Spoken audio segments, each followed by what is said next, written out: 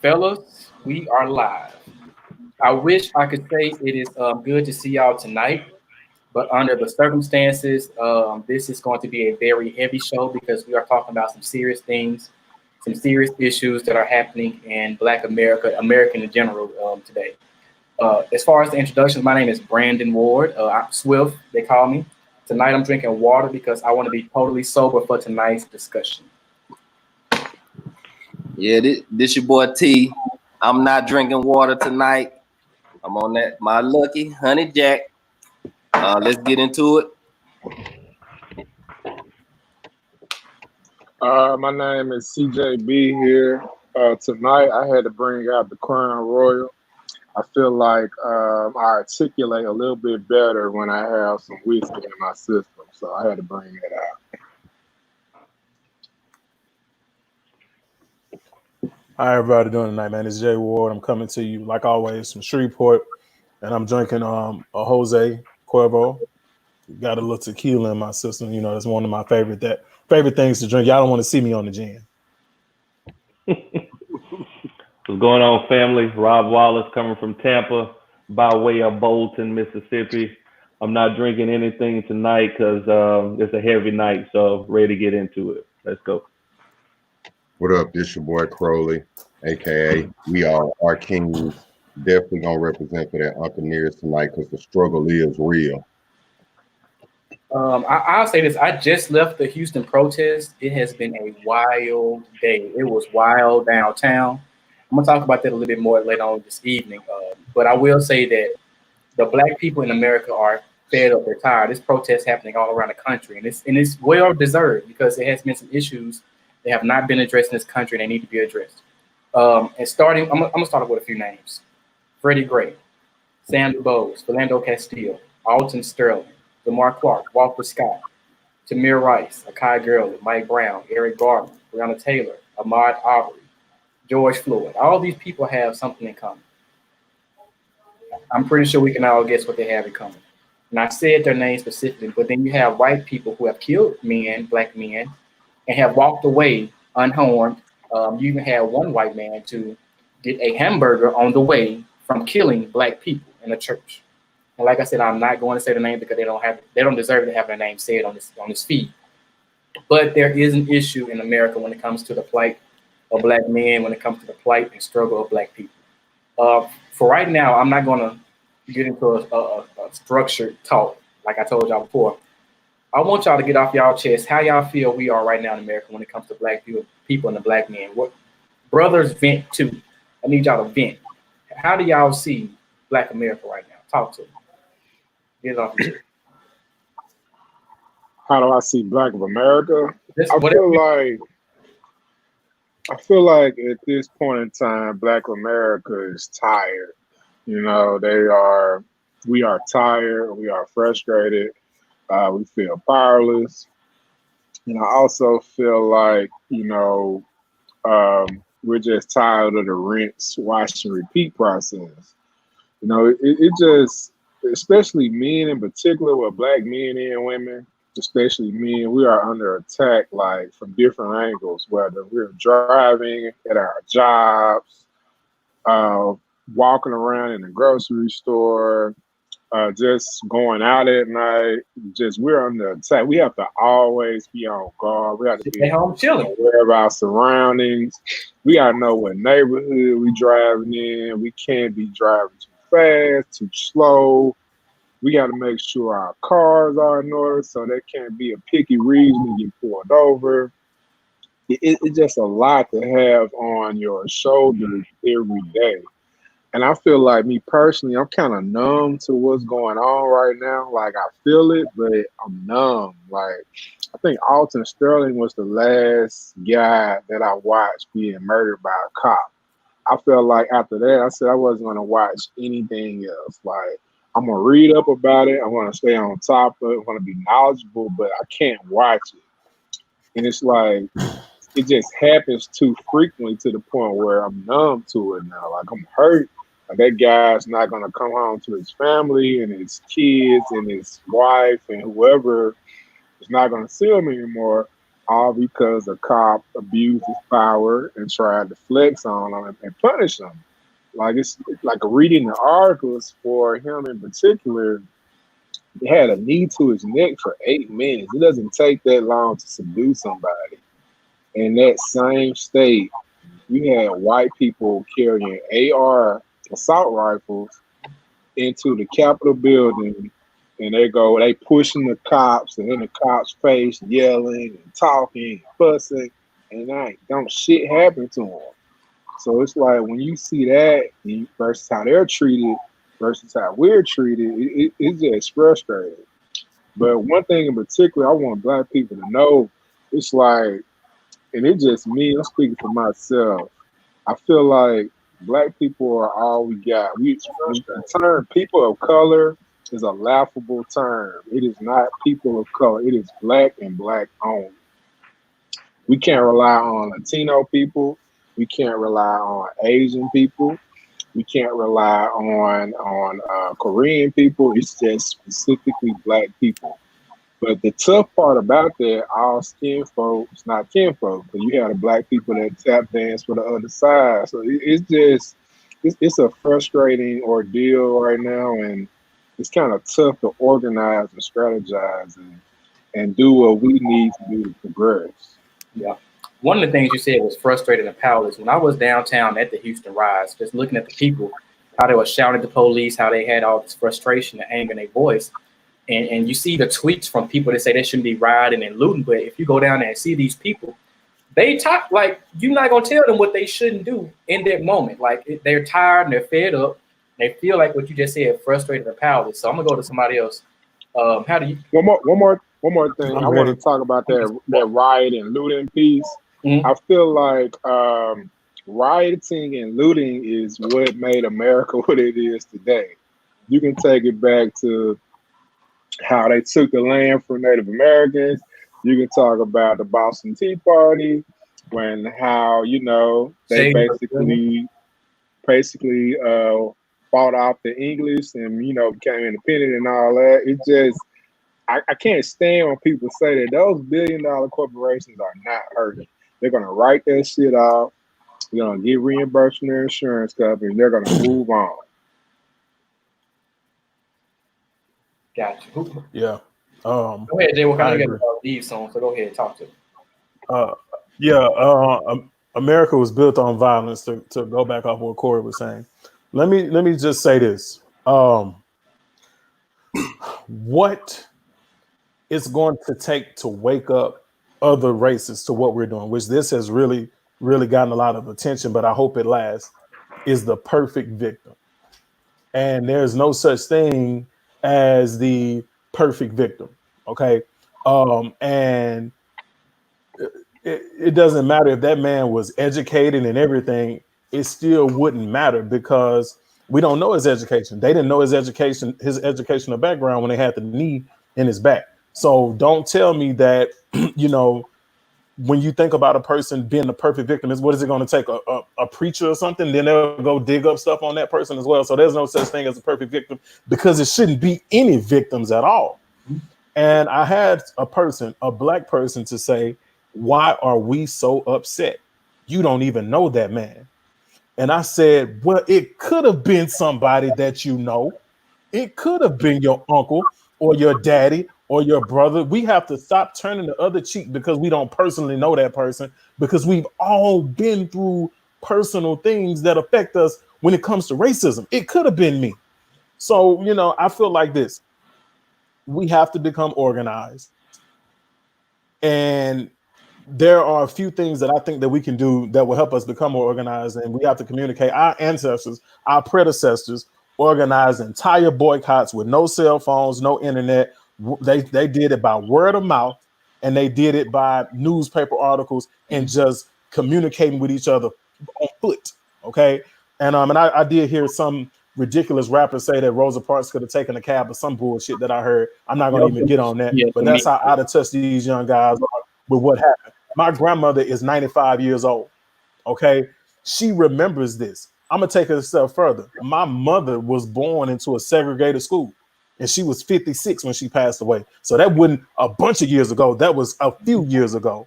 So we have to make our protest, and I'm not going to call it a riot, because when the police come and start shooting rubber bullets and tear gas, that's what the fuck makes it a riot. It wasn't a riot, it was just a protest. But once you come in with all this aggression, then we're going to get aggressive right back. So you're making it a riot. We have to become more organized. Let me ask you guys this, and this is more of a rhetorical question. Has anybody from the SEC made any statements about this or any other police killings? Has Nick Saban, Coach O, who I love, have they said anything about any of this? I don't think so. But if Mr. Floyd's son was a high recruit to come to their school to play football, then they'll be all on the news. Stop sending our children and our athletes and our intellectual kids to these predominantly white schools who don't give a shit about us. If your child is going to go pro, they're going to go pro from any school that they go to. Most of the best players in NFL history,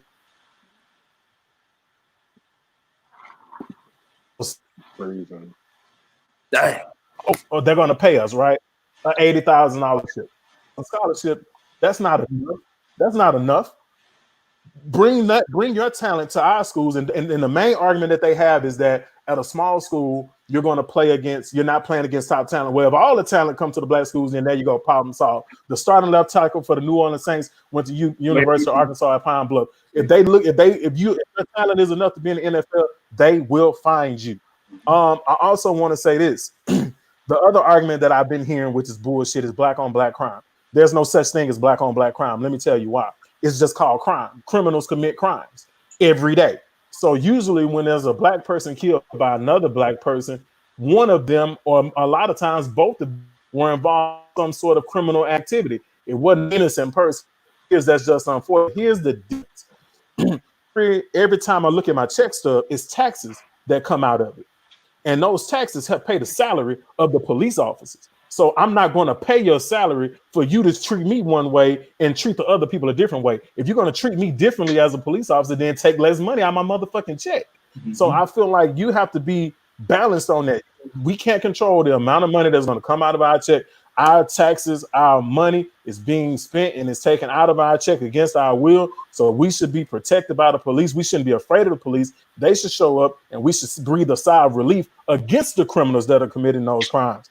I have a couple of more things. One of the things that I think outside of us going to HBCUs, we need to support our own and keep our dollars within our communities, which that is easier said than done. And we'll talk about that on the other thing. When I hear the word looting, and people are talking negatively about looting, man, looting ain't gonna make a black community no worse than what it already is. It's already, we loot and break into places all the time because there are no jobs. There are no jobs within a 10-mile of a hood neighborhood or a predominantly black neighborhood. There are no high-paying jobs within 10 miles of those places, and they don't have transportation, a lot of them, to get outside of the 10 miles. So what else are you going to do?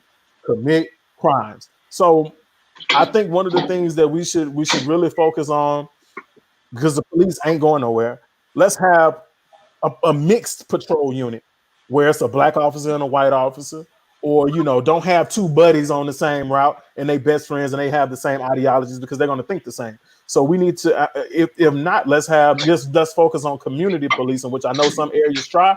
We need to really push that. And the last thing, and I really have a lot to go on it, but I have to get off the call. But let me say this: Donald Trump, with his, and I rarely ever recognize this person at all, because I've just made him, I've chosen to make him not a part of my life. You're tweeting about looting. You're trying to put regulations on social media when Flint still doesn't have clean water. What the fuck? You worried about social media when there's a city in the United States that's living like a third world country, and you worried about social media?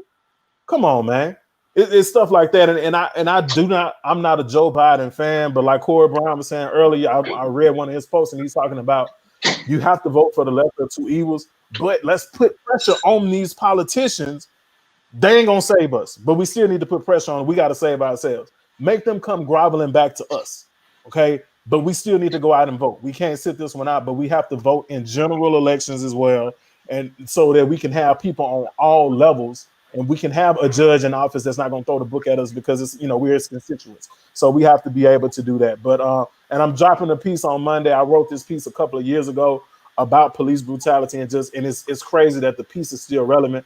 I'm going to record it and put it out there on my social media and on my YouTube page at J Ward. So that's where I'm at on that. For sure. Appreciate it, brother. I know you got some things you got to do, so I'm gonna let you get out of here. I appreciate you shouting out UAPP left tackle to run arm. I'm about to watch. I'm about to get on and watch. Okay, appreciate it. I'm gonna bring in Stokes. UAPB. But once you talked about, you brought up, we don't control the police problem, or we have no saying in how we fund our police departments. I'm going to disagree with that point because local governments do put the budget together and they do decide how much funding is going to each department and each entity. But I'm gonna touch on that a little bit later. Talk to me, Rob, because I know you got some stuff you need to say. I know it's been building. Yeah, up. man. I know it's been. So I'm very keen to the issues of Black people. I'm Black. I'm Black. I'm from Mississippi. I'm from Bolton, Mississippi. My great grandparents on my mom's side were killed by the KKK.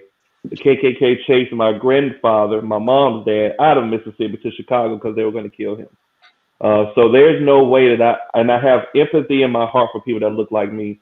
And I've been through a lot of stuff, not only in my career, but just the things that I've seen because I've traveled all over the world and been treated different ways in every place that I've been. So the first thing is I'm tired of respectability politics. I'm tired of people that look like me being mad that we may embarrass them in front of white people. I'm sick of it. Reverend Dr. Martin Luther King Jr. was shot wearing a suit, a tie, a dress shirt, and dress shoes. So whatever they think about you, regardless of how you act, they're going to think about you regardless. Some of the white people that I personally know me. They don't know military Major Wallace. They know me, Rob Wallace. They know the real me. Those people know who I am, how I act, how I talk, and those people are going to rock with me regardless of where I am and what I'm doing.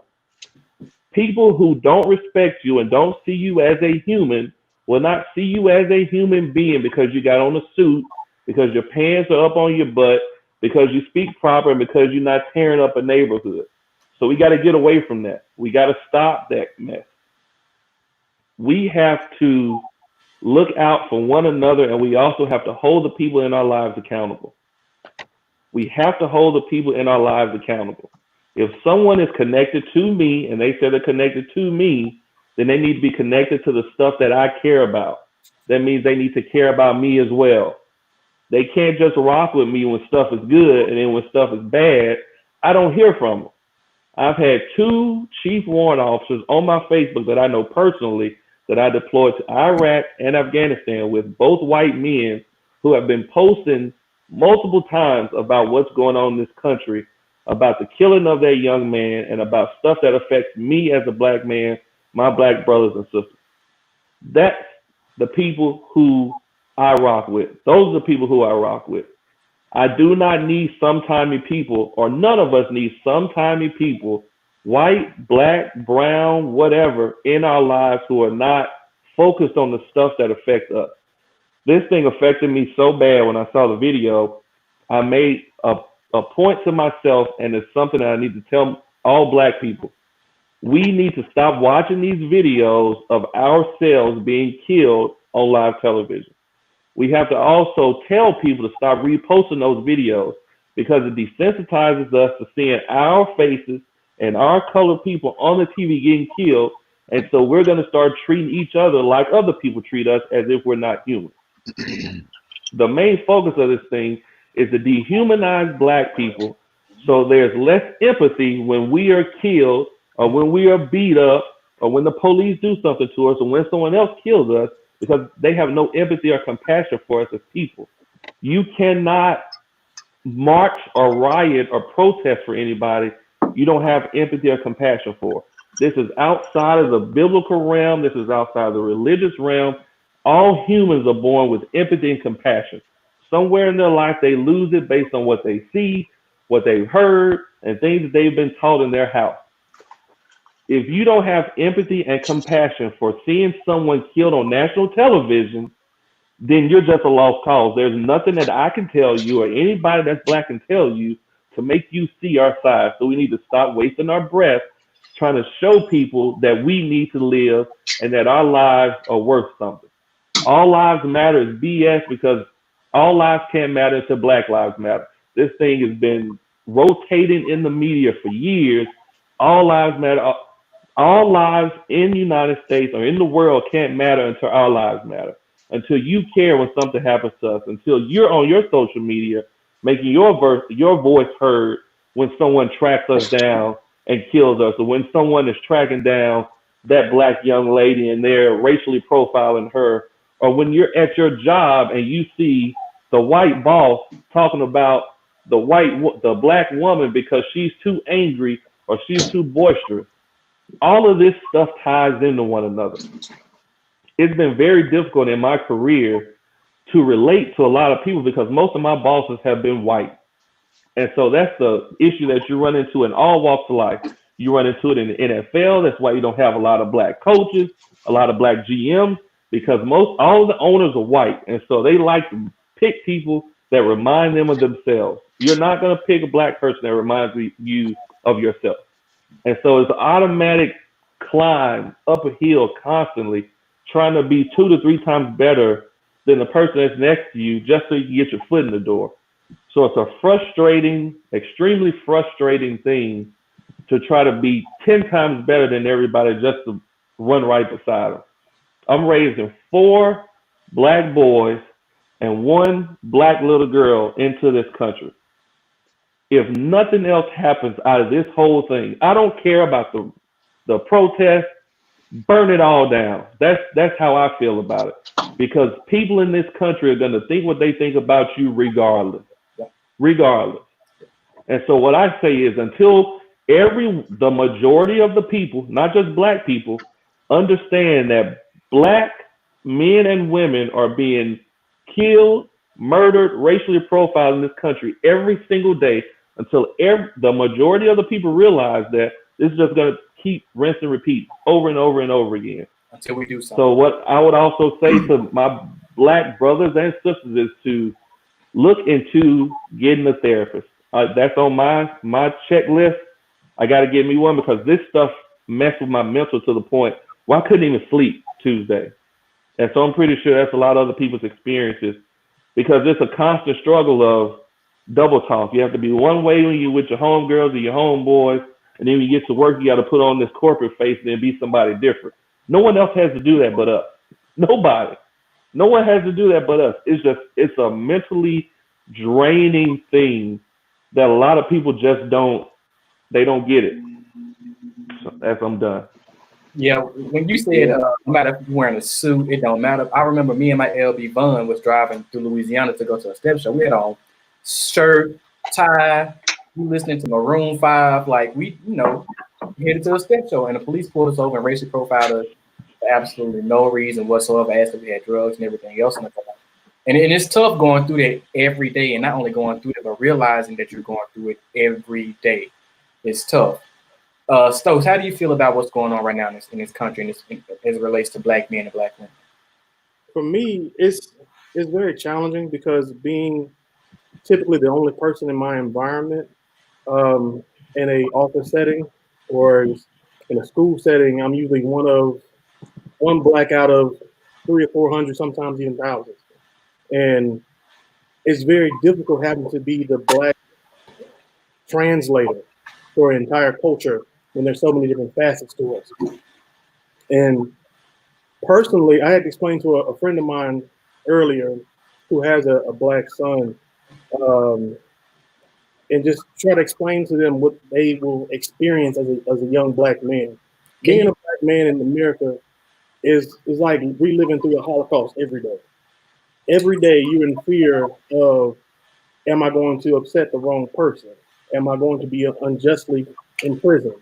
We saw today Omar Jimenez, the CNN reporter, gets arrested on live TV. He has to say, hey, I'm a reporter. I'll stand wherever you want me to stand. I'll do whatever you want me to do.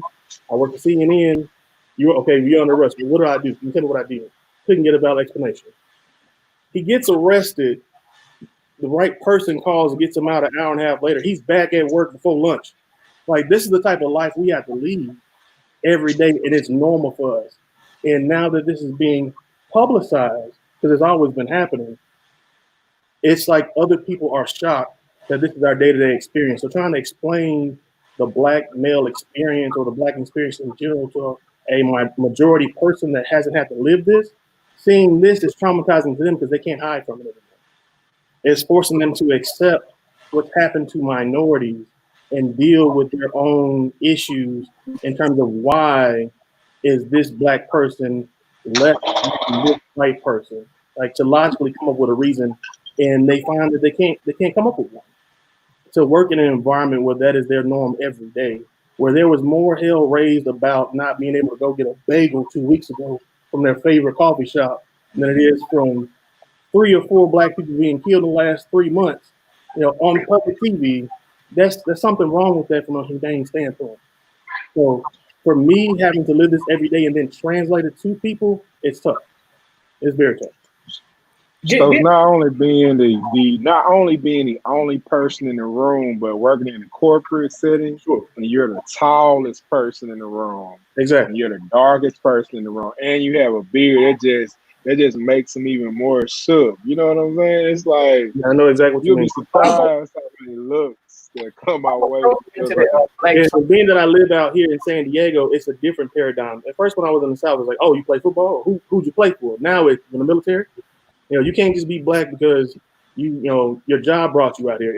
You're black because you were transplanted. You're brought out here for being in the military. It's so much systemic racism that's so normalized of everything within these people. And but get into that, they're doing it. Get into that black translator. What do you mean by you have to be a black translator?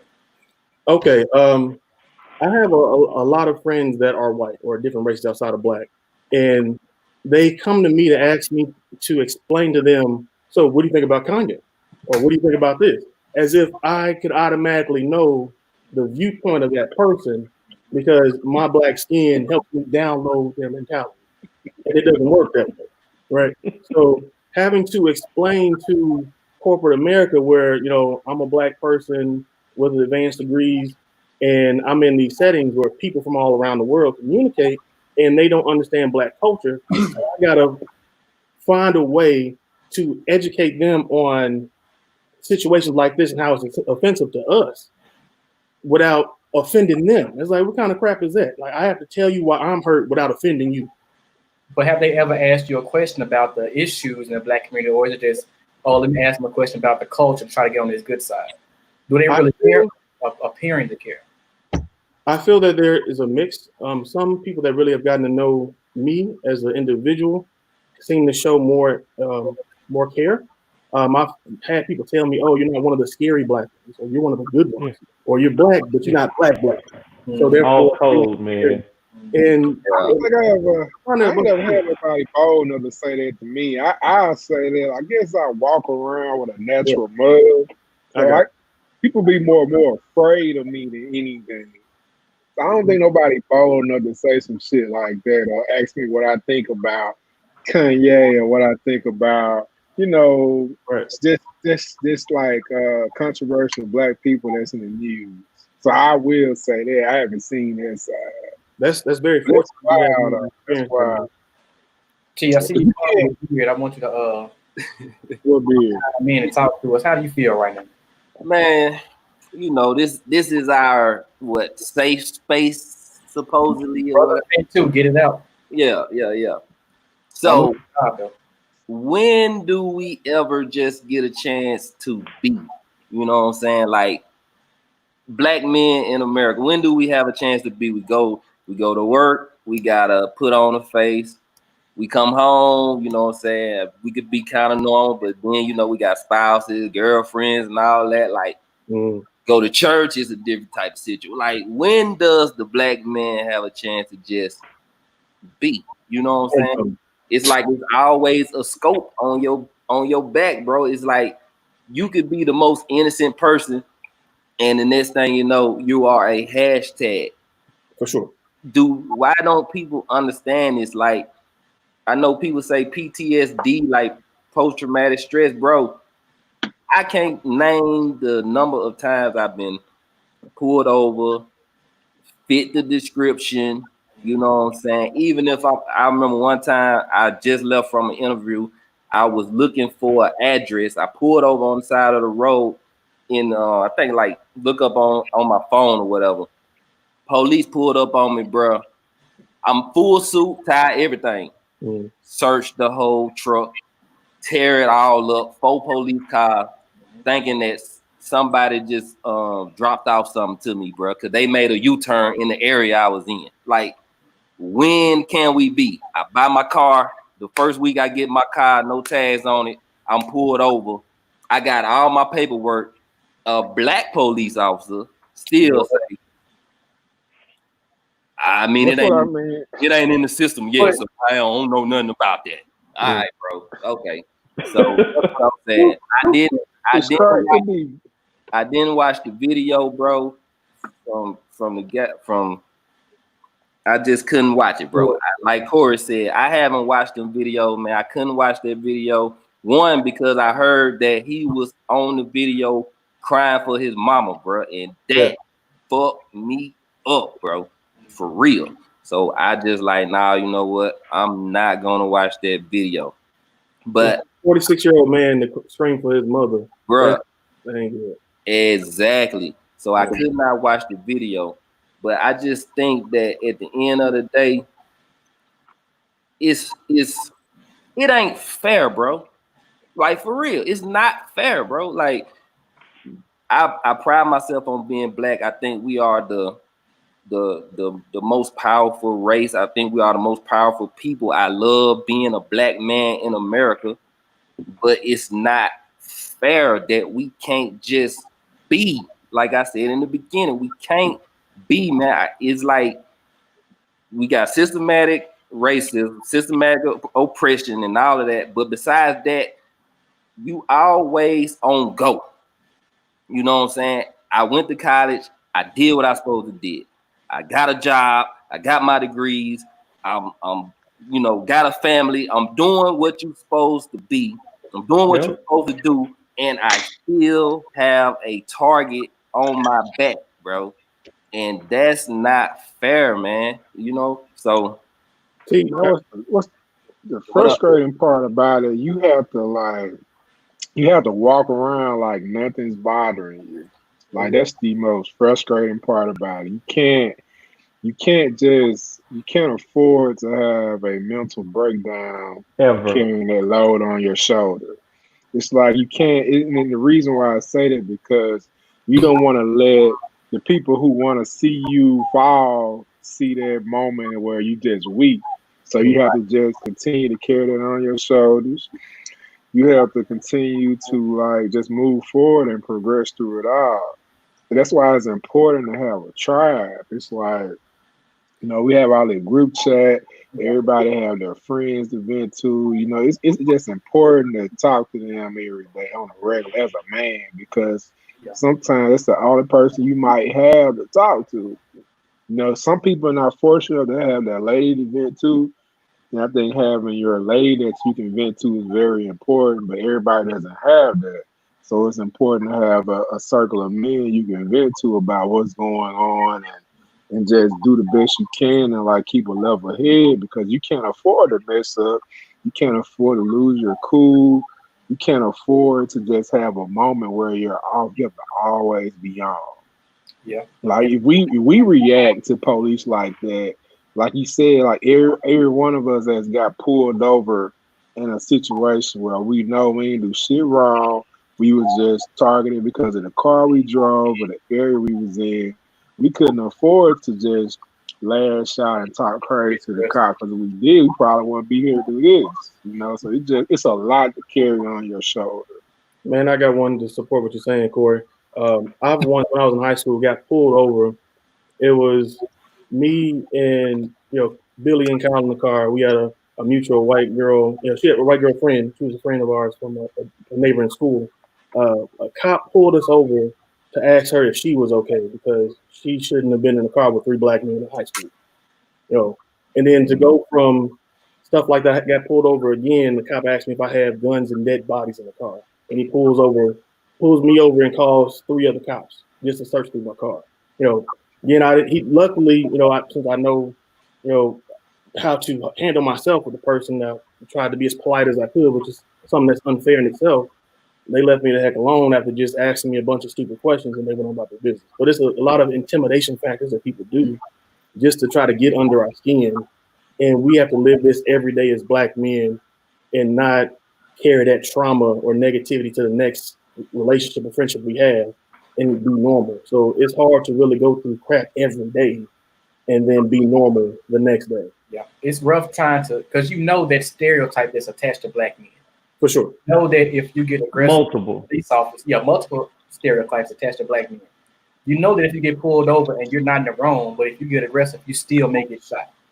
You know that if you go to a gas station or a convenience store and you put your hands in your pocket, they may think you're stealing. Like, you have to be aware of all these things. Like, I go in stores and I be hesitant to walk out when I buy something because I think that they may think that I'm trying to steal something out the store, which makes another confrontation. And that's something I try to avoid, but that's what we deal with as black men, and it's tiring and it's rough. And Crow, I know you wanted to say you wanted to go last. Stokes, I'm gonna switch up from my LBD hug and see what we have to say about this. And then no, we got D Hug on the line. Yeah, we got D Hug on the line. Okay, that's my guy.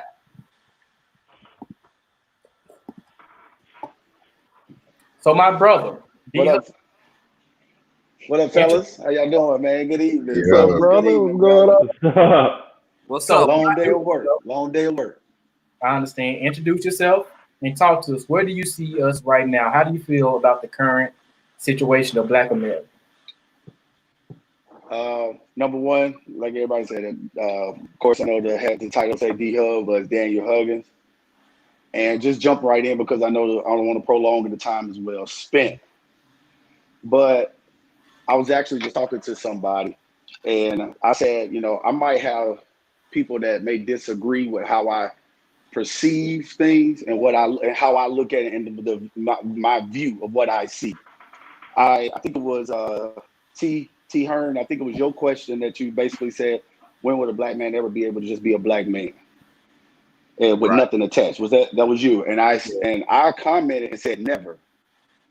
And I'm gonna tell you my reason as to why of never. I was sitting there and I listened to y'all, man, and everybody gave great valid points and whatever. And I told somebody my thoughts about the statement Black Lives Matter, all lives matter, because I heard y'all say that. But I look at a lot of this stuff as the black man right now.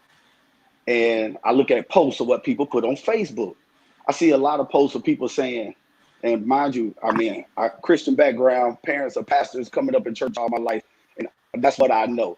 I know I can resort and say a lot of things, but one thing that I know to resort back to is the word, because that's what I know, because that's what is instilled in me, and that's what I grew up on. Like anything, just like anything, I see posts of people saying, man, I ain't trying to hear no prayer. I don't want to hear prayer because prayer ain't going to change, do whatever. In order for something to work, it has to be something that you have to be consistent with, and it has to be that you accept it, invited it in. No prayer, prayer, you just can't say words and expect it to work. Prayer is not a wish list. Prayer is basically it is your conversation between you and Christ, and the supplication of what you want, of evidence of something to see happen. You want it. You're in expectation of something to come from your prayer. All right, you say, so Daniel, where are you going with this? Okay. It's just like what's going on now. George Floyd was killed. So then we start rioting. All of these things that we're doing, I'm gonna be honest, they're all temporary fixes. It's stuff that is just all it's gonna do is fixing things, and it's getting white America to join on our side for temporarily. And guess what? Just like COVID, it shuts down for a while, and then when the city opens back up, we go back to what we know, the regular norm, because that's what we're used to. It's learned behavior. It's learned behavior of things of what you saw and what you've done.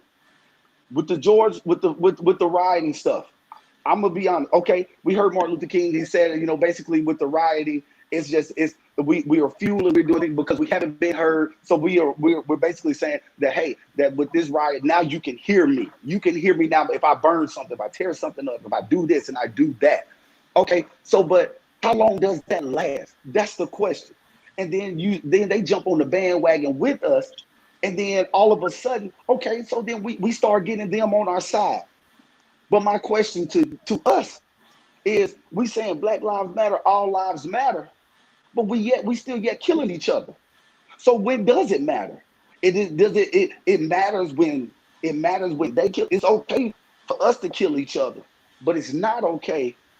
It's not okay when they do it. So then how do you expect them to take us as a Black human race and as Black men, or just Black people, serious? D-Hug, I'm gonna stop you right here. Okay, go ahead. The reason that Black people may or may not kill other Black people is not the same reason that white people are killing Black people.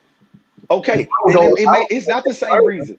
And I would take it a step further and say that white people killing Black people is a product of systemic racism, whereas Black people killing Black people is also a product of systemic racism, because we have barriers in place that stop us from getting to where we need to be.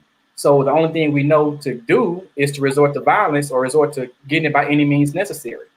Because that's what you know, because it's learned. One point also is, when the Black people kill Black people, if I kill Rob, I'm going to jail tomorrow. Immediately. Okay. Immediately. Okay. I agree. Immediately. I agree. I think it's also tied to your vicinity. Like, people, like, you can't really use that as an argument because most Black people live around Black people. So you're going to kill somebody. You're going to kill somebody from whatever conflict. That conflict started in the vicinity you're currently in. So it's like, you hear about, other races killing each other. Okay, but that's because every race more than likely is going to live around each other for the most part. That's just how I feel about it. So it's like, I understand, why people use it as an argument, but I don't think that's like a credible argument to use in this particular situation.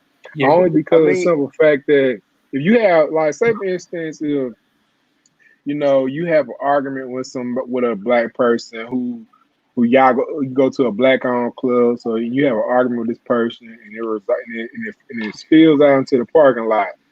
That's an example of having a violent encounter with somebody in your vicinity. White people do that in white cops. We're talking about cops, right? For one, they already feel like they are superior to Black people. So they automatically look down on you. They use that badge as a way to pretty much do what they want because they know they can get away with it. And to step in real quick, Corey, because Theron Kelly, I might be saying that name wrong, just said something that's important. The media puts their spin on it. When white people graduate from these colleges, they graduate to get these top jobs. They control the media. They control the politics. They control the policies. They control how we see things. So with that being said, you see someone that has been killed by a Black person and you see their mugshot. You see someone that's been killed by a white person and you see their whole name.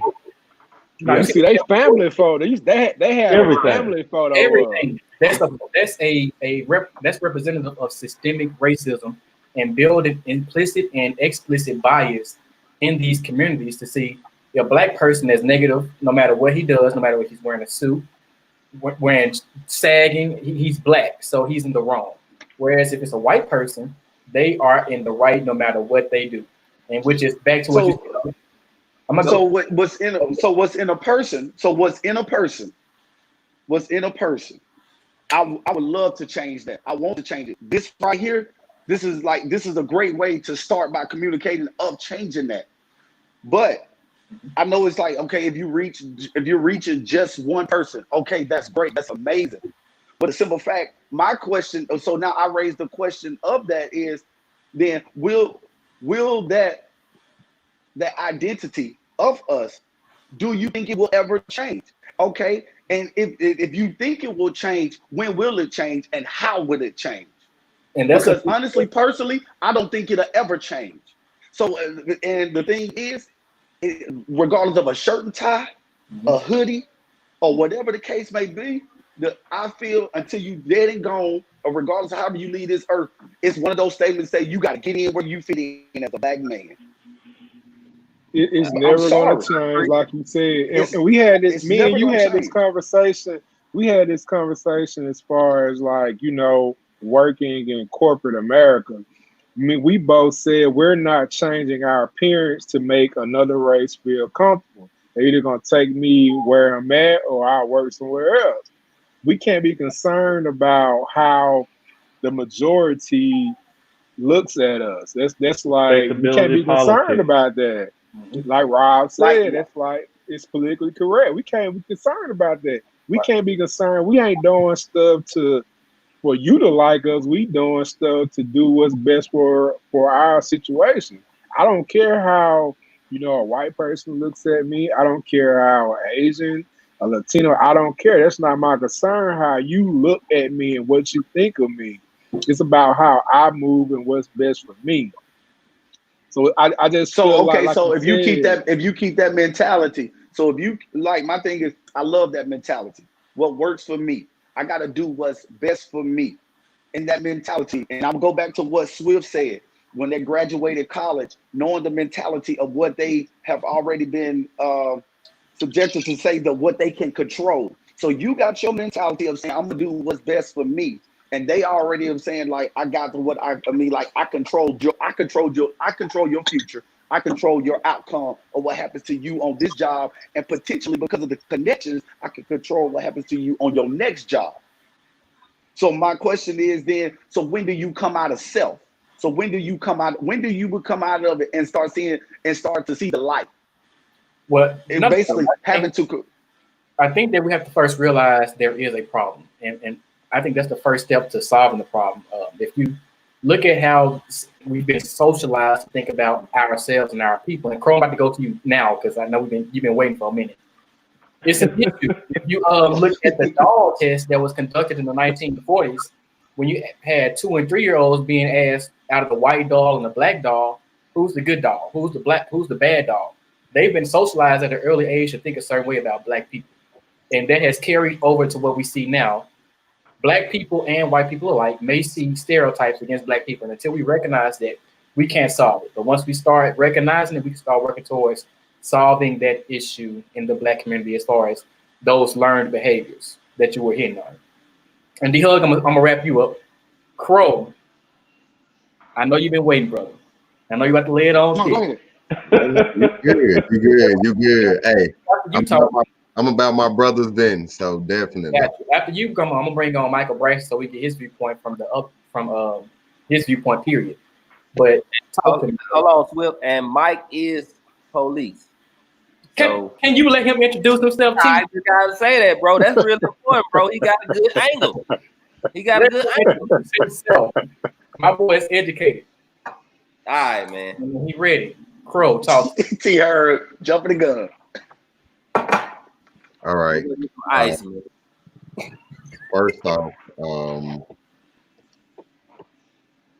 I wouldn't say I'm numb, as Corey said, because you never get numb to seeing your brothers, your people hurting. It only makes you hurt more, sadder, angrier. And the question is, everybody is saying that, you know, where do we go now? But honestly, I kind of think we're used to this as Black America.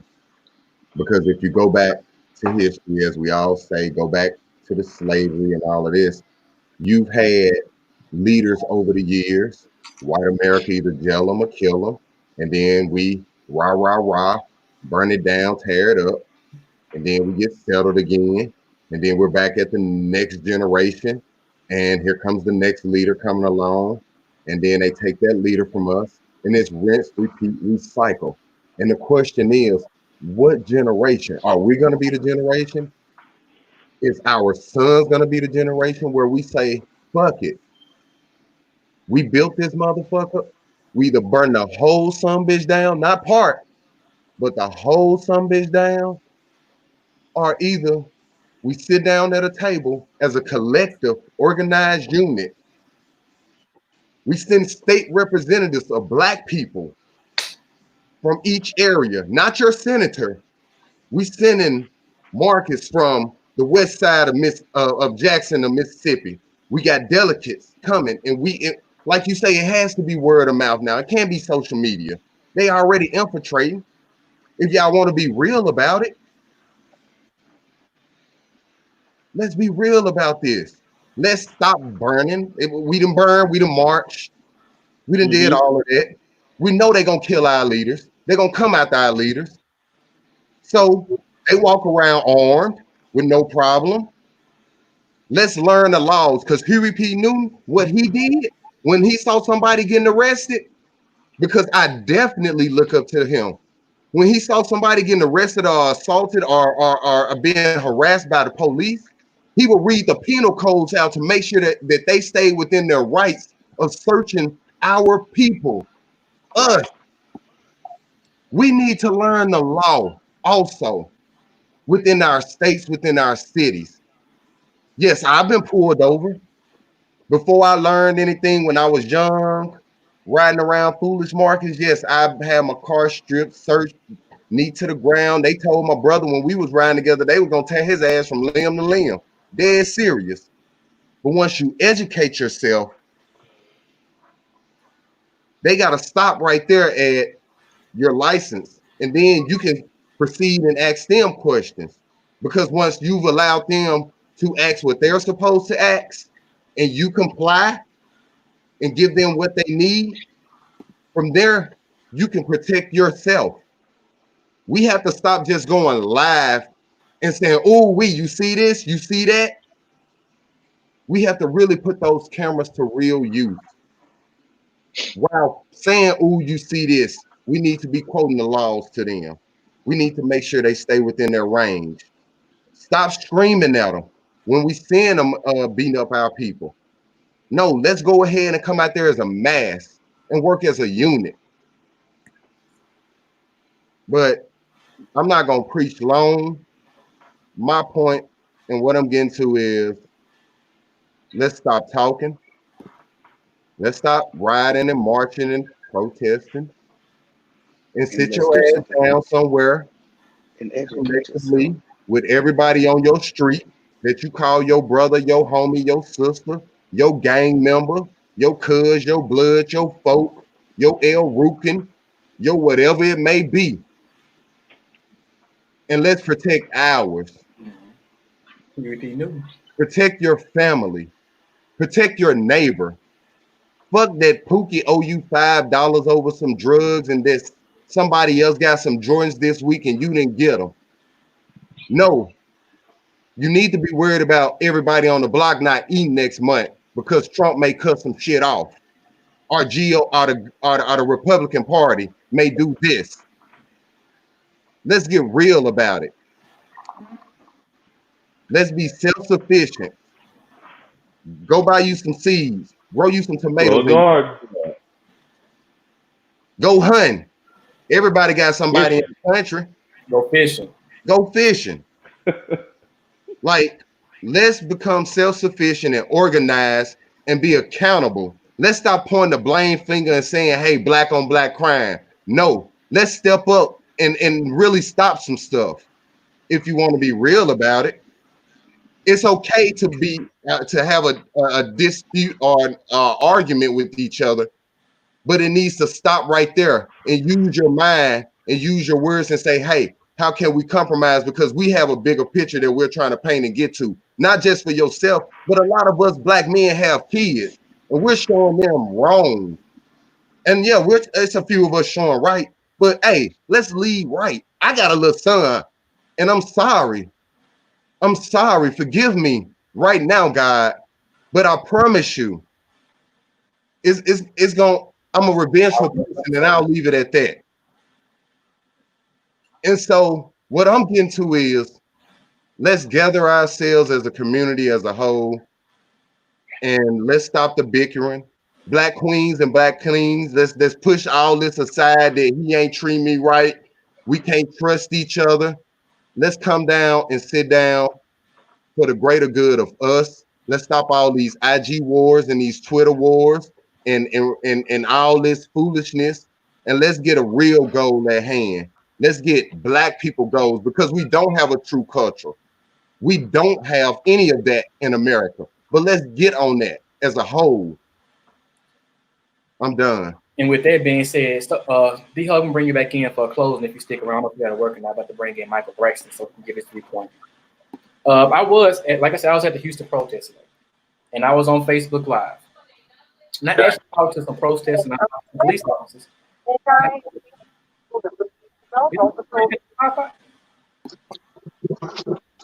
Yeah. And I muted you, Mike, because I know you're making the order. But I asked, like, what's going on? Like, what is your goal?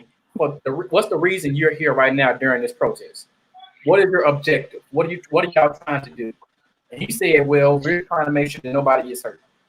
I don't know if, that's their intention. I don't know if that's their goal. That's why we bringing my brother in tonight so we can really talk about it from that point of view and to give his point of view, period. Because there is an issue, huh? Go ahead, bro. Okay, there is an issue in the community when it comes to police officers and black people and our interactions. There is, period, point blank. Michael Braxton, are you done ordering? No, the prize is in the bag, so it's all good. But yeah, just let me know what you want to know. Introduce yourself, talk to us, and let us know how you feel right now, what's going on in America from your point of view. Mike Braxton. Some of y'all know me, some of y'all don't. Right now it's crazy. Unfortunately, just another situation that didn't have to happen. Happened, whether it be because somebody was racist or poorly trained. It's somebody who died who didn't have to. It was not necessary. No matter what police department you go to, for the most part, you'll find out that police don't are mandated, should I say, to use chokeholds or rear naked chokes or any kind of knee on a sensitive area or even chest compressing that stops the rising of the lungs unless it's a deadly force situation. If a person's handcuffed already, it'd be hard for you to make the case that it was a deadly force situation. So it's just all bad, unfortunately. Right now, in addition to what's going on in Minnesota, you got stuff going on in San Jose, protests in Atlanta, Houston, Washington. It's just crazy. Mike, let me ask you this question. And I train officers myself. And so honestly, I feel torn because I know that there really are some excellent officers, black and white, who try their best to police the way to serve and protect. But at the same time, I have trained some assholes too. And you know that they exist. So how do you work on getting those individuals, I guess, out of the system to help protect and serve us as a whole, our people? So part of that is complaints. When an officer gets complaints that come in and we investigate, if we can substantiate a complaint and get that person some sort of punishment or reprimand, and after a while, they basically terminate themselves because if these complaints are becoming substantiated, you become a liability to the department, and not only to the department, to the city and the community. So a lot of times we are able to get people who are not up to standard out that way. The other way is just through our hiring practices. If you're a police department that has good hiring practices and you're working with the city, and in addition to police being in the hiring process, you have other city leaders in the hiring process, so that if a person has a track record or they give some answers or there's something sketchy about their past, or even their attitude, it's not only the department who's saying, hey, we can't really mess with this guy. It's also other members and like community boards that we meet with. Also, whenever we have complaints and stuff like that, the most important thing is that if you have a incident with a police officer and you feel like your rights were violated, definitely complain on that person. Outside of that, if you go to your city council meetings, or if you have a copy of your city's standards and procedures for the police department, which is all public domain, you can get copies of all that stuff, all kinds of city policies, all of that, then you can see what the police are supposed to do and how they're supposed to respond. And if something happens that is out of line with that, then not only do you have your say of what substantiates it, you also have the actual policy number so that you can make a copy of that and turn that in if you need to with your complaint, all of that kind of stuff. Again, whether it be a traffic stop or anything else, you're free to record. There's no law that says you can't record in any state. So definitely do that as well. If you are walking down the street and you see somebody who's being arrested or whatever, and you feel like something might go wrong, or you don't know what's going on, but you feel uneasy about it, definitely, even then, you might not even know the person. There's nothing that says you can't stop and record that interaction to see what's going on, just in case. Even if nothing happens, it might make that person feel better about their situation. So a common theme that I'm hearing is pretty much educate yourself and know your rights. A lot of this is public information, but of course we know that some people are not going to go out and search for this type of information. So maybe that's a call to the brothers. Maybe we can come together and start putting something together to let people know, hey, this is what you can and can't do in certain instances in when you're involved with the police officers or when you get pulled over or so on and so forth. We might have to talk about that after the chat, so start putting that information out there. But outside of that, also, I would say just if you can get a copy of this, you don't even really need to. I mean, if you don't have a copy of the Constitution, it might be a good idea to keep a copy of the Constitution or to save a copy on your phone.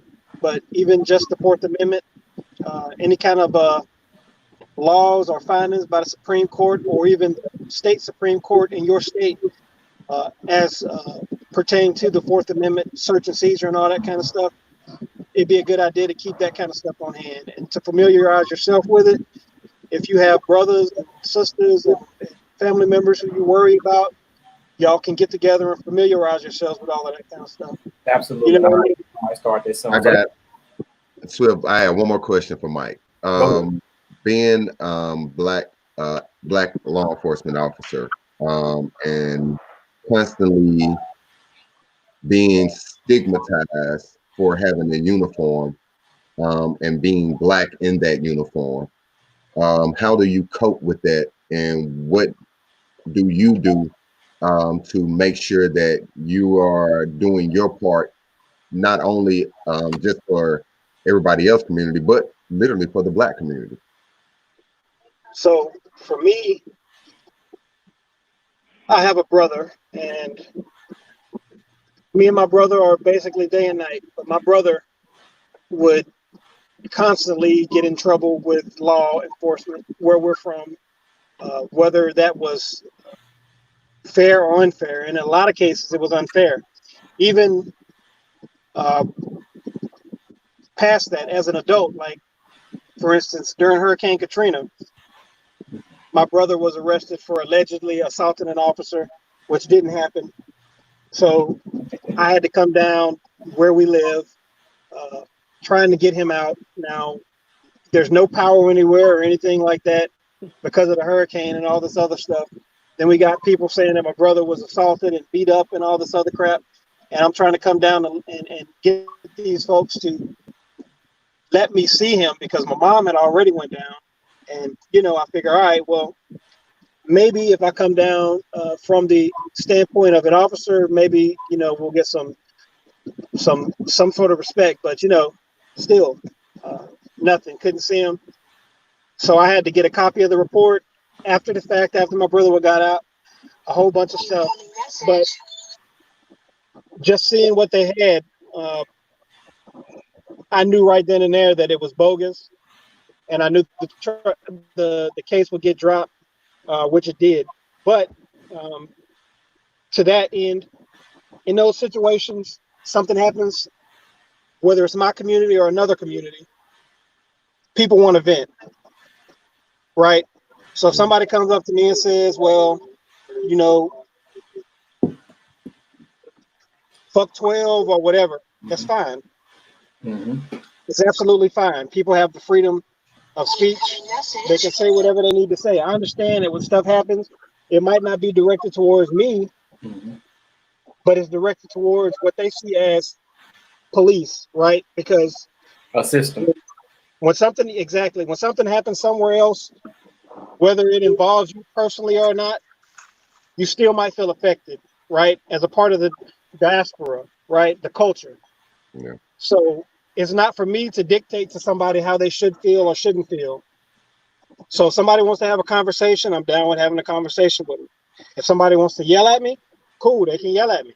If somebody wants to curse me out, whatever the case may be, as a citizen, you have that right. And if you want me to listen to you, I'll listen to you. And that's really the bottom line. Like, I'm not going to go up and try to stop somebody from expressing their hurt and anguish and anger and frustration and confusion as to what's going on. Because so when officers put an individual in handcuffs telling them they're not complying because they're telling them to shut up, like you say, somebody may be angry at that moment in time, and the officer's like, hey, you need to shut up, you need to do this. Next thing you know, they're saying, I'm putting you in handcuffs because you're not complying with what I'm telling you. Well, I think it depends on what the compliance is. So if they're telling you to, like, so you have the right to videotape, you have the right to assemble, you have the right to free speech, you have the right to freedom of movement and all of that kind of stuff. So I would say this: if somebody is arresting somebody across the street, stay across the street. Do whatever you need to do across the street. If you can, if possible. I'm not, like I said, I can't tell anybody what to do, but an officer can't come across the street and tell you that you have to move along. In other words, what happens in a lot of those cases, if you get arrested for that or whatever, that stuff gets dropped. You know what I'm saying? That's basically what they call POP. But that's a way of them logging a black man or a black person in the system, even if they don't have a record already. So now I can fingerprint T, I can fingerprint Corey, even though they've never been in the system. Now I now have their fingerprint in the system. Now I was able to log them. That's logging. So it depends on what you get arrested for. Just because you get arrested doesn't mean you get fingerprinted. And it depends on what jail you go to, right? So if you go to a city jail, the likelihood of fingerprinting is a little bit lower depending on what the crime was. If you get arrested for a felony, then you go down the county, you get fingerprinted, it goes into your FBI database. And I'm gonna go to this quick on the in the comments because I know a lot of brothers want to touch on it. Shanique, I can't say that last name. Brothers, what do you explain or say to your children or grandchildren, male or female, especially with what's going on right now? And Rob, I know you got a lot of kids. I think all 300 of them with you right now. So, what kids or grandkids as it relates to what's going on now and how to be aware of what's going on when they leave your home? So I have 15-year-old, 13-year-old twins, all three boys, a 6-year-old little girl, and a 4-year-old little boy. So 4 boys and 1 girl. And so, as I put in the comments, myself and Fee, my wife, we try to make sure that we are not instilling fear into our kids while also making them aware of the world that they live in. My son stays in Mississippi with his mom. My stepsons stay in Memphis with their dad, and then the two little ones stay here with us in Tampa, Florida. So you have all southern states with very bad reputations with their dealings with African American men and women. And so the 15-year-old and the 13-year-old twins, they are old enough at least to understand some of the things that I'm saying, but as a parent and also as a father and a black man, what you don't want to do is to put a spirit of fear into your children as they're still learning about the world because they're still, their eyes are open. They don't have that, awareness of racism. For me, I went to school in Clinton, Mississippi, and I had my first encounter with racism in second grade. In second grade. So for them, they haven't had to deal with a lot of those things as early as I did. And so you want to make them aware. You want to make sure that they understand things that affect us as black men and black people, which include being healthy, working out, understanding their role, understanding education, understanding the things that we have to deal with and the things that they will have to deal with. But you have to walk a fine line to make sure that you don't put fear into them where that fear doesn't grow into them as they get older. So it's a fine line of giving them small bites. And you have to start early. Like I'm starting now with the younger two, a 6-year-old and a 4-year-old. We don't give them a big bite of, America does this or white people do this or this and that. But you have to, for one, you have to be comfortable in your knowledge, in yourself, in your history of this country in order to be able to break it down into small bites that they understand what's going on. And so you can't feed anything to your kids, grandkids, nieces, nephews if you have nothing. You can't give them anything if you have nothing. So for us, the 30 and up or 29 up group, we have to be studying, we have to be aware, we have to know our history, we have to be secure in ourselves to understand where our place is before we can try to bring up the next generation where they're empowered, where they're strong, and also aware of what they have to deal with. And so that's how we do with our kids. And I appreciate that question. Shanique got that right. I'm close. But D-Hug hit on a point that I want to bring up again. He talked about temporary and permanent fixes. The riots and the looting and all the situation in Minneapolis is a temporary fix because it's just aimed at getting the officer arrested. However, there is still going to be racism. There's still going to be issues that we need to deal with on a day-to-day basis. How do we move to those permanent fixes? What do we see as permanent fixes in today's society? I know we talk about educating and knowing your rights and so on and so forth. But what is our goal as black? Go ahead, Tim. I don't really have a goal, but I just want to say that every part plays a position. You know what I'm saying? The riot, the protest, that is an important part. That is awareness. Mm-hmm. You know what I'm saying? But we also got to play the long game, which is structure. Mm-hmm. You know what I'm saying? Political, economic, things of that nature. So we actually, like I say, people try to downplay the riots. Oh, why are they looting and doing all this stuff? Every army needs soldiers. Every army needs counsel. You know what I'm saying? Older people need to be our counsel. They have been here before. They've seen everything, nothing new under the sun. So I think that we need to quit downplaying the protesters. I might not agree with some of the stuff that's happening, but I understand the importance of that section of our culture, our people. We need those soldiers on the front line. We need people to burn down stuff. Because that's the only way that these people are going to listen. Yeah, we tried to kneel, we tried to march, we tried to do all of that. Nobody pay attention till some shit happen. But I want to get into that long game, the economic, political, the structure. I want to talk more about that. What does that look like for black people? As far as the long game, in my opinion, I won't get into telling people to vote and all this other stuff because I know people don't want to hear that. It's preaching to the choir. But What we really need is we need for ourselves to govern ourselves. And we spoke about this on our group chat. We need more people of color running for office. We need more people of color in uniforms. We need more people of color in city council. That is the long game. That's where you affect real change.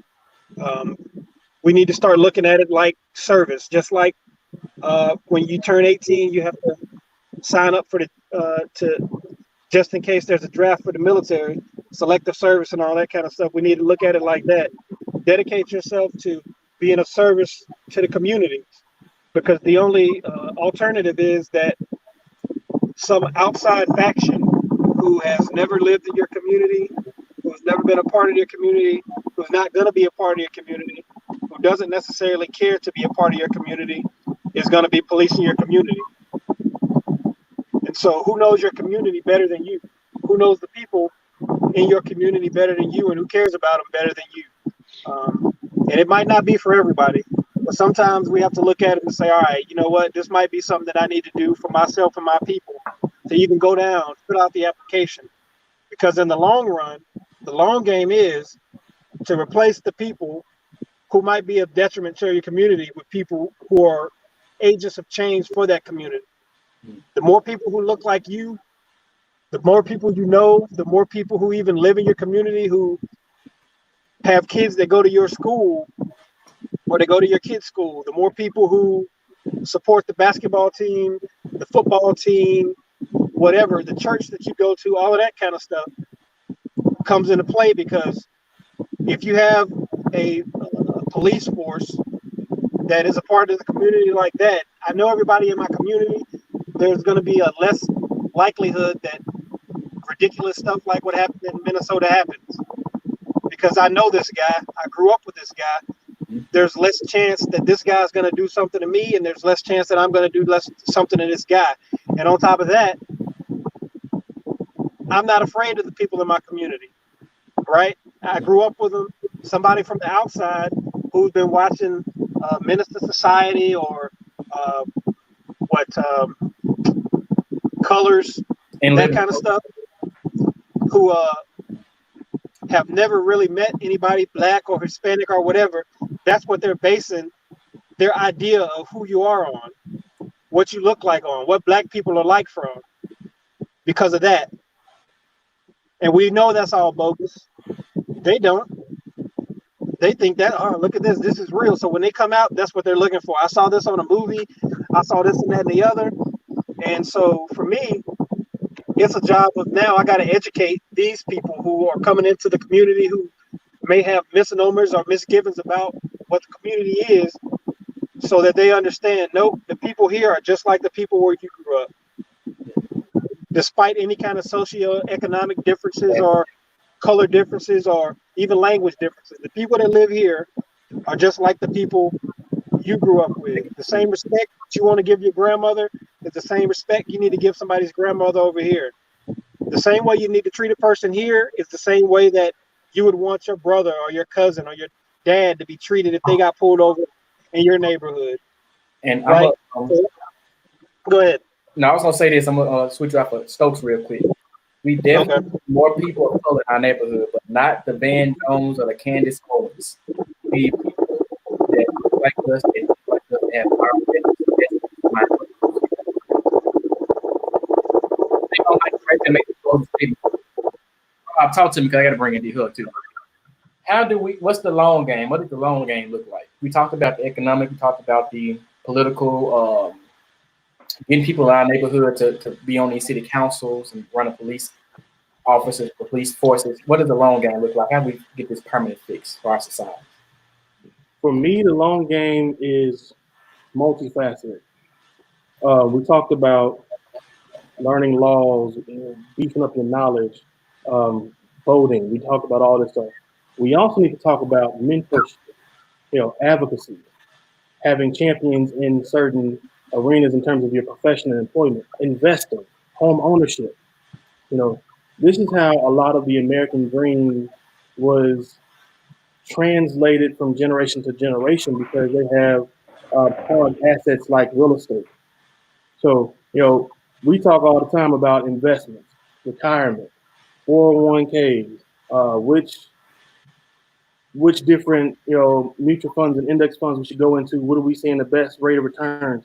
These are the type of conversations we need to have as a community so we can, one, educate ourselves as Black men, but also secure the future for our Black families.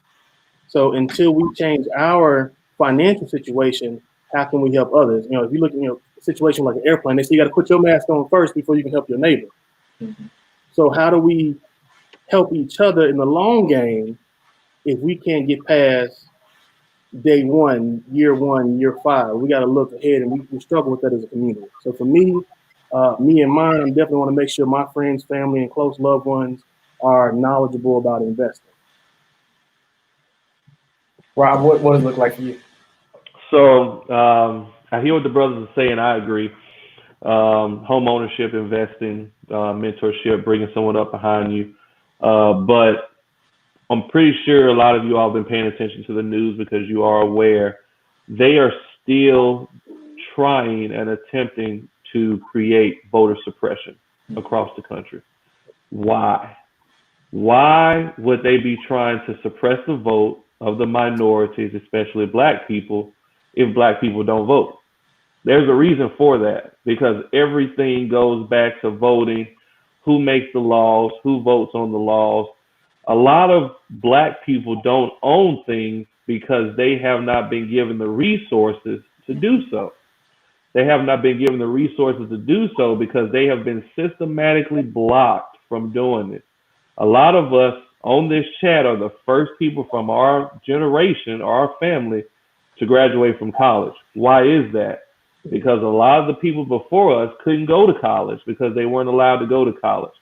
And so to break the system, because all of these things are systematic, the voters feed into the elected officials make the laws are what governs the land. And so you have to start from the system, and you have to put our people, or people who have our wants and needs in the system, to put things in the system in place to assist us in getting those things that we need. One being small business loans for this, loans for that. You can get a loan for, going to college of $50,000, and they won't give you a small business loan to go start your small business based on the color of your skin. And they can't really say that it's because of the color of your skin. They can put it on something else. But all of this stuff has been systematically done to keep us economically lower than everyone else. And so all of this stuff feeds into the other. And so I did agree with something that Michael said as far as we have to be willing to provide a service. As everyone knows, I'm in the military. That's a service. But I always told Felicia, if I ever moved back to Mississippi, I don't think I could stay there without running for some type of office, whether in Bolton or in Hinds County or something. I can't sit and just watch stuff happening around me without doing something about it. I just can't do it. And so I think more of us need to start at least running for local office, just putting your foot, in the water, just to run for local office and get your name out there. I think one man and or woman, both Black, should be running for some type of local office, something. I just think they should. But we have to break the system, and the system is what causes a lot of things for us to falter.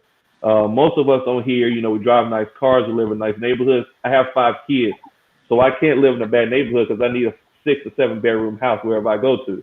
And so I'm going to always be in a pretty nice neighborhood. Most of us live in these nice neighborhoods.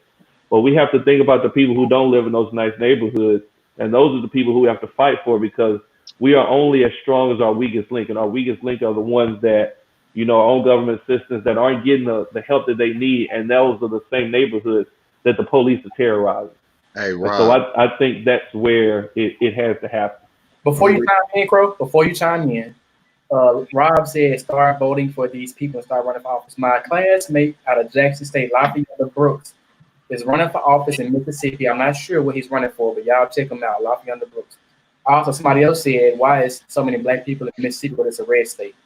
That's a result of not voting. That's a result of gerrymandering. That's a result of redistricts. So there's so many tactics that they have put in place to make sure that they maintain and stay in power. Number one, we got to educate ourselves to know how we can bring these power structures down. As many people are in Mississippi, it's only 37% black. So that's one thing. Thank you. I agree. Thank you. People say that all the time. We are still the minority in Mississippi. It's a combination. Please stop saying that. Don't say that.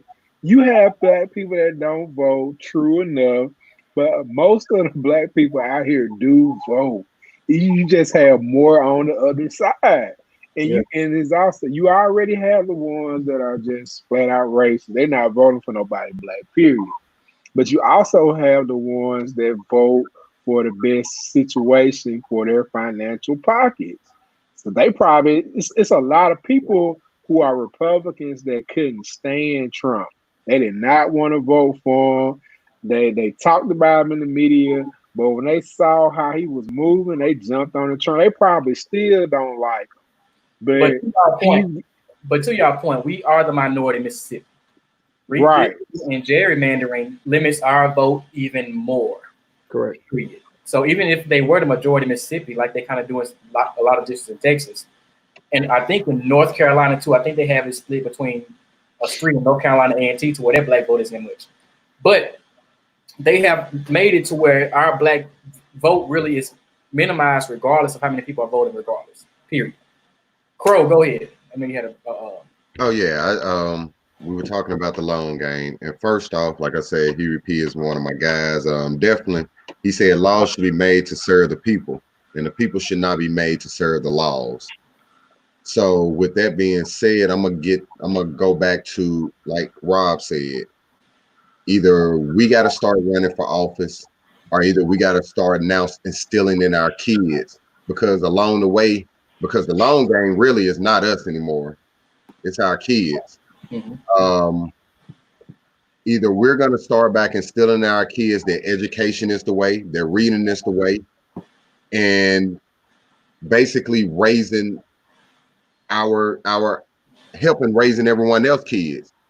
And within our black community, we're too scared to say something to the next person, teenager, child, or kid, because they're going to say something back to us, things of that nature. But we are hurting ourselves by turning a blind eye, by keeping a closed mouth, and being okay with what we're seeing from the younger generation and even from ourselves.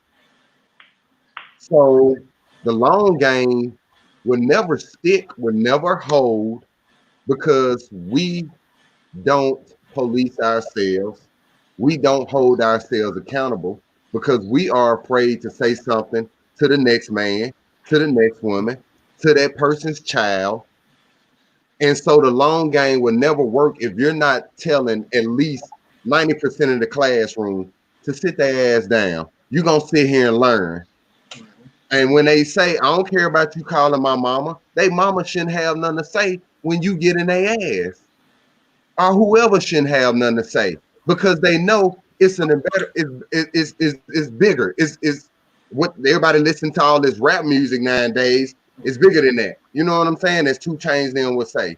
So the closed mouths nowadays, we seeing is getting us nowhere. We won't explode like powder kegs when something bad happened, but we want to sit quiet when everybody running amok and being a fool until that person gets in trouble or something happens. Then we all up out of roar. But now the long game is our kids. The long game is ourselves. We can talk economical and all that all day long, but until we truly invest in the real resources, which is the people, ourselves, and start really speaking truth and light into ourselves, all the hoorah, and we can have all the means all day long. We can go block out buildings and say we're going to meet here and we're going to teach financial literacy and all this bull. But if we're not really putting words to action in those classrooms, in those neighborhoods, in the grocery stores, in the community, just period, on small levels, the big shit we talking about is not gonna work. I'm sorry. Because we're too afraid to hold each other accountable. Gotcha. Go ahead. In my opinion, not to cut nobody out, but in my opinion, the long game is strictly economical. People can say, everything is cool, but you have to have the means to finance whatever type of movement you want. You have to be able to withstand anything that's going on. Like in order to protest, you got to have the funds to be able to withstand a particular protest. True, but if nobody is smart enough to grasp that concept, Corey, then what happens? One more thing, dear. Like we talked about home ownership, we talked about investing, but one thing that Robert Stokes didn't touch on is life insurance. Like he said, Crowley, it's probably too old for us, but we have to be able to leave it for the kids. Another way to leave something for the kids is for the parents and for the older siblings to have a lucrative life insurance policy. A lot of us don't have life insurance policies. It only costs like $10 a month to have one. If that, you can get a $250,000 life insurance policy for $10 a month. And if you in your untimely demise, you can set your family up to kickstart generational wealth, and they can flip that into other things. A great success story is Master P. Master P basically started his empire off with a $10,000 life insurance check. Mm-hmm. So imagine all the people who have passed, whether it's from violence or car accidents or sickness, and they don't have a policy. They had a policy, they would be in a situation where they could set their family up. Like I get what you're saying, I understand that, and you're absolutely right. It does have to resonate in your mind, but you still have to have some money behind whatever you're trying to do, especially in this country. So a way to do that to the point where you can. But if they going to go buy rims and stuff like that, Corey, after grandma pass away, then that money is gone. That is, they don't understand it. So you have to teach them. It's knowledge of learning. You can leave money all day long. So I understand that. I understand that. But go ahead. So from listening to everybody, number one, I'm gonna say this because I know you gotta get out of here, man. I think everybody did a great job tonight. I'm gonna go ahead and say that, man. Y'all, like my little sister's been tuning in, and she said y'all were saying some real powerful stuff. So hats off to all y'all, man. Thank you for it, and it's really needed, and I appreciate it. Other thing is too, when I do things like this, I like to bring it into the perspective of not basically a disagree, but I sometimes I think and say things outside of the box to open up the mindset of us as black men. To not think that everything is against us, but also look at things on both sides. Right. But I will say this. After you listen to Stokes, and listen to everything as far as everything from economics and everything, the number one question is going to be how do those individuals get to learn about all of that? So the long game, before they can even get to know about economics, is mentorship. The problem is there is not enough of us willing.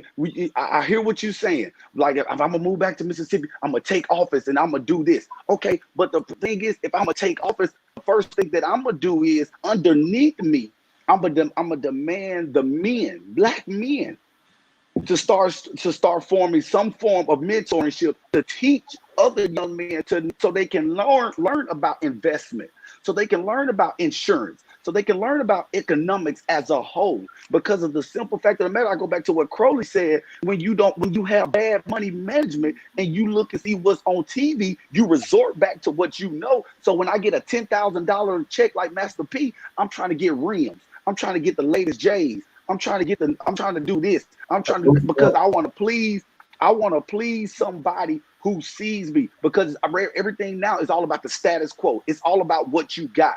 So the thing is, before that they can learn about any of that thing, there has to be some type of mentorship in place by us, in the knowledge of which what we know, to teach them so they can get a house, so they can work around the system where there's where we can buy land. So you know how to buy land. So you know how to go before somebody to say, look, okay, I'm bringing this to the table. I'm bringing this to the table. First thing people say, I want to get a business, and then they don't even know where to start to getting a business. They don't know it's a plan that needs to be in place. They don't know. All they see is that Joe Blow owns a business, but they don't know the work behind he or she had to do to get the business. So the long term of it, because I'm gonna rewind, I'm gonna go back. It's a young lady here. I'm in Mobile, Alabama. There's a young lady here. Her nephew, great football player. He quit. Had a free ride scholarship to Iowa. He quit because there was nobody to push him. There was no father figure. There was no mentorship figure to push him, to let him know. So now he's just back here. He's here. But the first thing I told her, I said, I want to see him come Monday because I want to talk to him. And the first thing he said, thank you, I need that.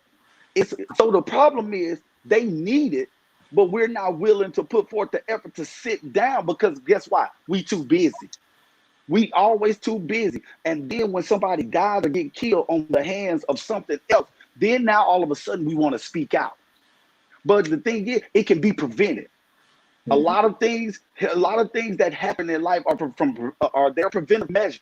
And it, like, if you think back and sit and think about it, what could I have done before to prevent this from happening? Some things are beyond your control, and I get it. But what can I do to prevent him before he goes sit before the banker, before he would get denied? So how can I teach him good credit habits? How can I teach him good money management? How can I teach him to tell him the definition about the stock and 401k, how to invest, what it looked like? So, I hear people talk about, when do I start investing into my child's college fund? When they're born.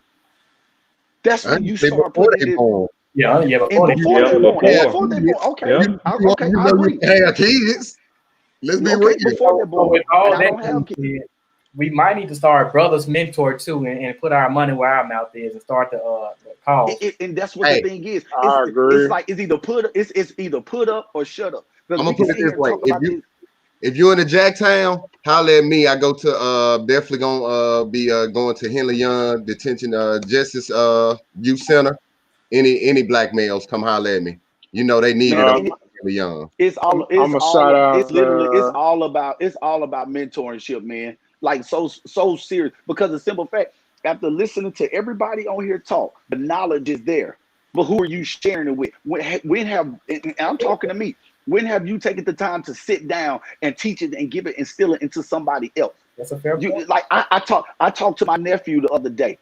And I said to him, man, your aunties told me you want to go to the NBA. I said, so all this time we've been fussing at you, but I'm not going to fuss no more. You tell me what you want to do, and you tell me that I'm going to help you. I'm going to help you to be successful. But because I want you to know what I know. I don't have all the answers. But then once I give you what I know, then I can pass you on to somebody that knows just a little bit more than what I know. Mm-hmm. So it's all about passing along with information. That's what they do. They pass theirs on to theirs, and they keep it right here. But see, with us, we get a business idea. We tell everybody until the business idea and it's snatched. Then the first thing we say, they stole my idea. They took my investment. They took my thought, because of the simple fact you don't know how to keep it right here. That's what Asians do. Asians teach their culture and their people about what they know, and that why you think they so successful? Why you think they throwing beauty shops and nail salons and places, and why they can come over here into America and be successful? That's why Trump want to get them out of here. He want to get them away from here, because he know they making money off of us, because they keep it right here. So it's all about mentorship and I'm done right here. Putting mentorship and putting systems in place, putting our systems, which is what is our system, our knowledge in place for them, so that they can carry out our legacy and our future. That's all that Malcolm X and Dr. Martin Luther King was trying to get out. And to that point, you made a lot of points, but you definitely you said about the business. You definitely have to put the work in to own a business. And I want to shout out my boy T, Hustle Hard Campaign. I think he wearing somebody else's shirt too. I don't know who. Yeah, man. I'm wearing a Hollywood Lux shirt tonight. This that Trill, man. You know what I'm saying? My boy Corey, he got on that Juice State. That's mine. You know what I'm saying? So y'all want to support I need one of them. Yeah. I need one of them, T. Yeah. Real. I need one of them. Last quick comment. HustleHardCampaign.com. You know. Put in the comments so I can tag it. My last comment. That was just like a little thing we're talking about. Supporting black business. J's hurt we don't do it. I don't know why folks run and get them. J's don't hurt your feet. J's, listen, we gonna get them J's. But that ain't it, man. But we gonna say that for we'll say that for another time. We'll say that for another discussion. I don't give a shit. Will, before we wrap up, I want to leave everybody with something my daddy told me, bro, and it stuck with me. Like he said that, how can you help the black race? You know what I'm saying? Like we had a real conversation one day, and basically he told me that his job for the black race was to make sure that I wasn't a problem for our race. You know what I'm saying? He said he can't control what everybody else does, but if he can help me be the best version of myself for our people, then that is the best thing that he can do for the black race. So I really want to put that out there for everybody. Like Rob was saying, like D Hug was saying, as far as mentorship, we have to make sure that the people that come behind us are better versions of ourselves, man. You know what I'm saying? Because we have the knowledge, we have the right mindset as far as our people, and we want to see our people do the best. So we really have to instill that into the next generation, because at the end of the day, it's not about us. You know what I'm saying? It's all about the children. You know what I'm saying? Because your kids are gonna only do, because especially because I don't have kids again, but your kids, when they're at the house around you 24/7, they're gonna be a reflection of you. They're gonna do what you do. So if you're leading by example, then they're gonna say, well, my daddy did it, so I know it's right. If my mama did it, I know it's right. But the thing is, but if it's wrong, then guess what? They're gonna assume, even though you know it's wrong, but they don't know it's wrong. Right. So they're gonna assume your wrong is right. D-Hug, you ain't got kids. No, sir. All right, when did this thing end? All right, man. Wrap us up, Swift, man. Start us off, D-Hug with the final thoughts so I can bring in Stokes. Say it again now. Say it again. I couldn't hear you. My phone broke up. Final thoughts. My final thoughts is, number one, again, I go back and say, man, everybody, great job. I think this needs to definitely continue. I think your audience base is going to grow. As brothers of Phi Beta Sigma, I think you all are phenomenal men, very intelligent black brothers. Stay encouraged, stay strong, and man, just all day, every day, man, just stay prayed up. And my thing is, I always lead with a quote. My mom and dad always tell us to always watch as well as pray. Watch as well as pray, man. Stay on guard. I'm glad you came on tonight, boy. You my boy. You already know. Yeah. Man, I appreciate y'all. Thank you for having me, Swill. Man, I really appreciate it. I've already done told a few people to start tuning in, man. So I like these conversations. And there needs to be more of it. Definitely. Appreciate y'all, man. Love y'all, brothers. Much love. All right, bro. Take it easy, bro. T, talk to me. Final thoughts for the night. Yeah, man, I think I just wrapped it up, bro. I just want, like I said, what my pops told me, bro. I mean, we had some powerful stuff to say tonight as far as being black. You know what I'm saying? It's hard to just be, but, you know, we just have to persevere and keep pushing forward as men. And we have to keep our circle tight. I love the way that we can get on here and vent with each other. And I love the fact that we have a group chat full of different, like, successful career bros, you know what I'm saying, that we can talk to. So we just got to continue this and keep pushing on as far as black men in America, man, because it's hard, but again, we are the chosen people. Go ahead, Corey. Like I would say, just continue to be, make a positive impact in whatever you're doing. Like a lot of brothers said, continue to reach out to your brothers, continue to be a mentor, get a skill, uh, get a life insurance policy, continue to be in a situation where you can leave behind some wealth from your family. Continue to educate one another and continue to just I know it's tough to walk around, but continue to be the best that you can be, regardless of the circumstances that you face every day.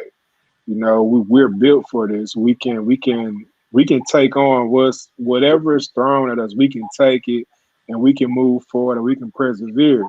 So all I would say is I love all of y'all. I love the brothers that are tuning in, the sisters that are tuning in as well. I know we face different challenges every day, but we're gonna be all right. We're gonna get it together. It's not gonna be a quick thing, but eventually we're gonna figure it out. Go ahead, Stokes. You guys touched on some great points today. Like D Hug was talking about earlier, we have to learn from one another. It takes a village to raise a child. It also takes a village to maintain growth as an adult. The moment you think you've learned all you can is where you stop progressing, and that none of us needs that. So learn how to uplift one another, learn how to listen, learn how to be empathetic, learn how to care for each other, and find it a mission of yours to teach someone, give back, pay it forward. And I think that we need to do better at bringing others with us. I know we came from that community where we were all tight knit, but what I've noticed over the last few years, we've become more, solo mentality, and we weren't from that environment. So I think we need to do a better job of reaching back and teaching each other and loving one another and trying to uplift each other in our struggles. And so that's my closeout for tonight. Appreciate it, Rob. As I always do my plug, you can't lead if you're not healthy. So I always put a plug in to work out, eat right, make sure you check on your high blood pressure. For black men, make sure you check, when age gets up, check your prostate, make sure your diabetes, check for all of that. Just go to the doctor, period. I know that's something that we don't do a lot of, but find you a good doctor, go to the doctor. Secondly, I tell the brothers all the time, exercise your Second Amendment right. If you don't own anything but a trash high point, get you a weapon, learn how to use it, put it in some type of lockbox at your house, and just have it. Get you multiple. Every single black man and woman needs a weapon. I believe in it. I shoot them all the time. I'm going to keep them. My kids will learn how to shoot them when they are of age. I believe in it. I am a God-fearing man, but I also believe in protecting my house physically with a weapon. Thirdly, go check out my baby's page, Body Explosion. It's a fitness page. She gets me right. She's getting other people right. She's been teaching all throughout this pandemic. And thirdly, love you, brothers. This has been great for me. It's actually helped me out a lot. And also be willing to learn and hear different viewpoints without argument. That's it. This was great. I'm going to close with a challenge to each black male, each black female, to not feed into any negativity towards each other, but to only build each other up, to have positive criticism and healthy rebuttals in order for us to see growth and to hold each other accountable. Outside of that, without any of that happening, our kids will never learn, and our elderly grandparents and our parents that are now living, we won't be able to protect them and be able to serve them. without us now who have able body and a right mind and sound and who can move like we need to move. Unless we're able to do those things now and cut out all the small bickerings, like I said, on social media platforms within our communities, we're going to continue to suffer and hurt. So I close out with accountability. I love everybody. Everybody be safe, protect yourself, protect your family. And my brothers out there in the world, hey, know your rights and just be safe. And I'm gonna close it with this. First, let me shout out to all the brothers on in the comments and on the live feed, especially my LB, my sixth Devin. He has been in the comments and promoting the show, so I really appreciate you, Devin Brown. You still ain't. Never mind. I'm gonna say that. Also, let's watch the rhetoric that we use. Let's try to watch the rhetoric that we use. There's no such thing as black on black crime. There's no such thing as really thugs. It's just black people trying to do the best they can to get by a society that has minimized us using our rights and exercising and trying to come up economically, politically, whatever the case may be. Support black politicians. My brother Lafayette Brooks is running for office in Macon, Mississippi, I think was told. But also hold politicians accountable. Hold your elected officials accountable on the local level, on the state level, so on and so forth. Make them do what they said they were going to do during campaign season, because you have their right. And if they don't, get the people together, get a referendum together, and get them out. I saw that the mayor of Petal, Mississippi, was joking or said something about Floyd, and the people of Petal went to that city council meeting and gave him hell. That's what we need more of. We need more pressure on these politicians and letting them know we are not going to stand for the BS. And we voted you in, we can vote you out and get somebody that's going to represent our views in office. Let's be agents of change in our community. Period, point blank. Let's mentor more. Let's put more positivity in the world, so on and so forth. And my brother Jay Ward is known, so I'm gonna close out with Jay Ward. Black women are never wrong. With that being said,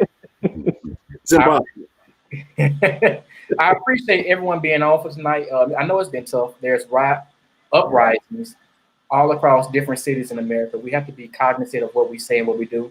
I am not going to tell a looter or someone who lost a life or people that's protesting how they should or should not protest.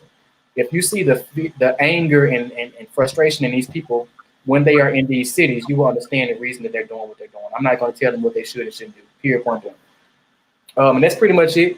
We will be back next week, hopefully for a more lighter show. We'll see. Yeah, right. We'll appreciate y'all tuning in, and let's make sure that this conversation does not cease tonight. We need to keep this going moving forward. Period. Definitely.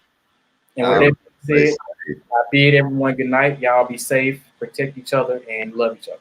Thank you. Black power. Already.